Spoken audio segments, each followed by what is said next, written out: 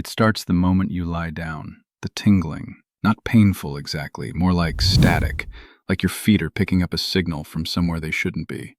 You shift position, you flex your toes. Sometimes it settles, sometimes it doesn't, and you lie there at midnight staring at the ceiling, waiting for your own feet to quiet down.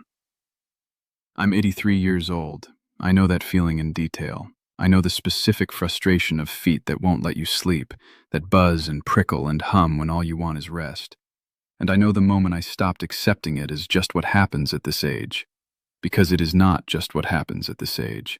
It is what happens when something specific is going on inside the small vessels and nerve tissue of your feet, something that has a name, a mechanism, and a response.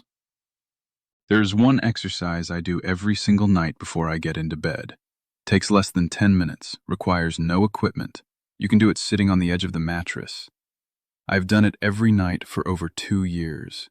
The tingling that used to keep me awake is not what it was. My feet settle faster, I sleep deeper. And I understand now why the exercise works. Not because someone told me to try it, but because I looked at the research behind the mechanism and it made sense in a way that just keep managing your blood sugar never did. Your doctor has not explained this to you. I am certain of that. Not because your doctor doesn't care, but because connecting peripheral nerve symptoms to a specific bedtime movement takes longer than your appointment allows. The system is not built for that kind of depth. 8 minutes, a refill, a reminder to check your A1C. The mechanism never gets covered. I'm going to cover it today. Before I do, if your feet tingle at night, or buzz, or feel like low-level electricity running through them when you try to sleep, drop the word tingling in the comments right now. Just that one word. Tell me how long it has been going on. I read every single one, and I want to know where people are starting. Here is what is actually happening. 3 processes, all running in your feet right now, and the third one is the one that connects directly to movement, and almost nobody makes that connection. Process 1. When blood sugar stays elevated for years, glucose binds to proteins throughout your circulatory system in a process called glycation. The compounds that result, advanced glycation end products, accumulate in the walls of your microvessels, the smallest blood vessels in your body, the ones responsible for delivering oxygen and nutrients to the peripheral nerves in your feet and lower legs.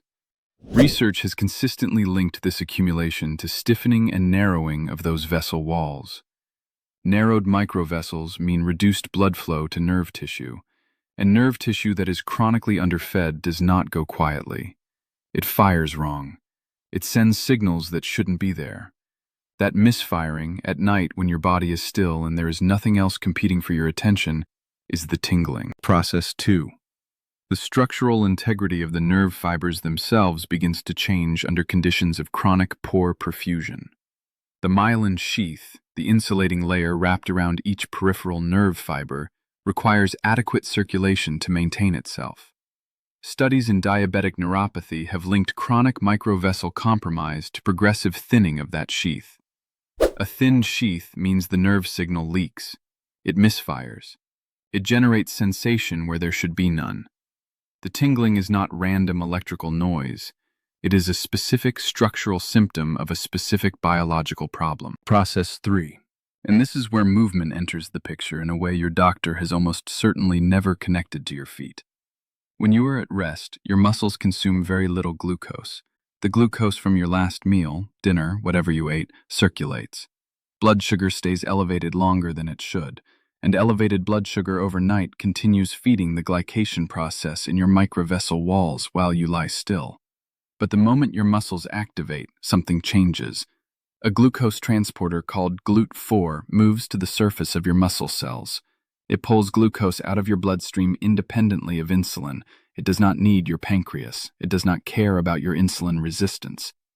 Research has observed that even short bouts of movement, particularly in the evening hours, are associated with meaningful reductions in overnight blood sugar. The glucose that would have been circulating and feeding glycation gets cleared instead. The overnight environment your peripheral nerves wake up in is fundamentally different. 3 processes. Glycation narrowing the vessels, myelin thinning from poor perfusion, and overnight glucose staying elevated while you rest, continuing to drive both. All three addressable, at least in part, by 10 minutes of deliberate movement before you close your eyes. If your feet burn at night, or go numb, or feel cold no matter how many socks you wear, please don't ignore it. I almost did, and I'm 80 years old. For years I told myself it was just age, the tingling, the heaviness in my legs climbing the stairs. But it wasn't age.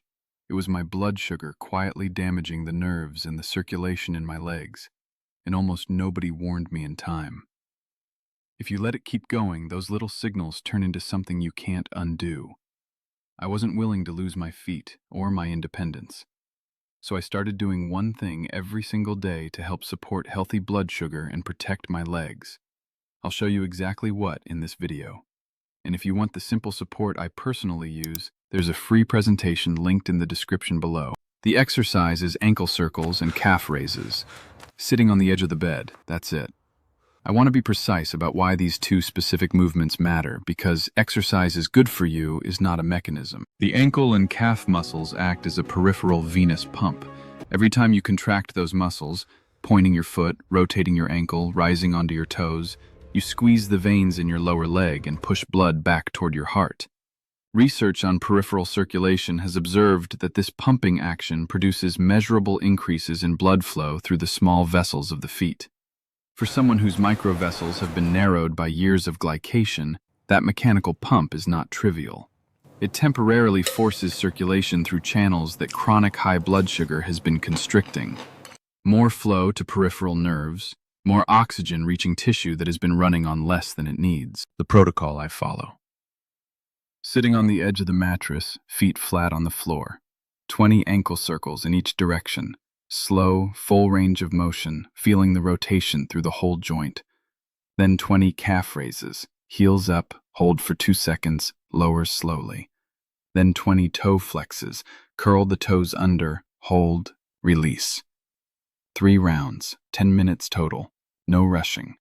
The slowness matters because slow, controlled movement sustains the venous pump longer than fast movement does. The second mechanism is blood sugar clearance. Those same calf and ankle contractions activate GLUT4 in the working muscle tissue. Studies have observed that evening movement, even light, short-duration movement, is associated with lower overnight glucose compared to remaining sedentary after dinner. Lower overnight glucose means slower glycation. Slower glycation means the microvessel walls feeding your peripheral nerves face less new damage overnight. The tingling that wakes you up is partly the result of what your blood sugar did while you slept the previous night, and the night before that. 10 minutes of ankle work before bed intervenes in that cycle at the moment it matters most. There is a third mechanism that most people never hear about. Exercise, even light exercise, elevates a compound called brain-derived neurotrophic factor, BDNF. Researchers have observed an association between BDNF levels and the health of peripheral nerve function.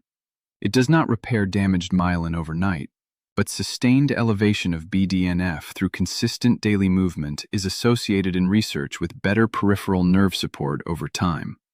10 minutes every night is not heroic, but 10 minutes every night for 2 years is not nothing either. I'm not telling you this exercise fixes neuropathy. I'm not telling you it repairs what years of high blood sugar have damaged.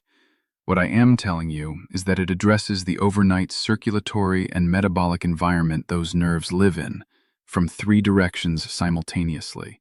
And that environment, maintained deliberately and consistently, is how slow biological processes either continue or slow down.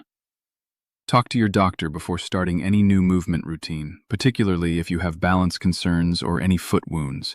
That conversation is worth having. A woman wrote to me a few weeks ago, 80 years old, 15 years diabetic. Tingling feet every night from the moment she lay down until 2 or 3 in the morning. She had tried compression socks during the day. They helped some. Nobody had ever suggested movement specifically before bed. Nobody had connected the overnight glucose environment to what her nerves were doing at midnight. When she started the evening routine, the ankle work, dietary changes, consistent sleep timing, the pattern shifted. Not immediately, over weeks. The tingling didn't disappear, but it stopped being the thing that owned her nights. I share that not as a guarantee, but as a pattern I have heard too many times to ignore. If you made it this far, you already understand more about your own legs than most people your age ever will. That matters. You know now that the burning, the numbness, the cold feet, they trace back to one thing: blood sugar slowly working against your nerves and circulation. And you know the goal isn't a miracle. It's protecting your ability to stand, to walk, to stay independent. That's why, alongside everything I showed you today, I use a simple daily support to help keep my blood sugar in a healthy range, so my legs keep carrying me where I want to go. I put the free presentation in the description below. Go watch it. And as always, keep working with your doctor. This supports your routine. It doesn't replace it. The tingling in your feet at midnight is not random. It is not simply age. It is your peripheral nerves telling you that the microvessels feeding them are compromised, and that the overnight blood sugar environment sustaining that compromise has not been fully addressed. That environment can be supported, not cured, supported, deliberately, consistently, with what the research points toward, alongside your doctor's plan. If you choose to take that support seriously, the link below this video covers a natural blood sugar support option designed to complement your treatment, not replace it. Look at it. Bring it to your next appointment. Ask the question. And drop tingling in the comments. Tell me which foot. Tell me what time of night. Tell me how long this has been going on. I read every single one. Your feet are not broken. They are asking for a different environment. And now you know how to start building it.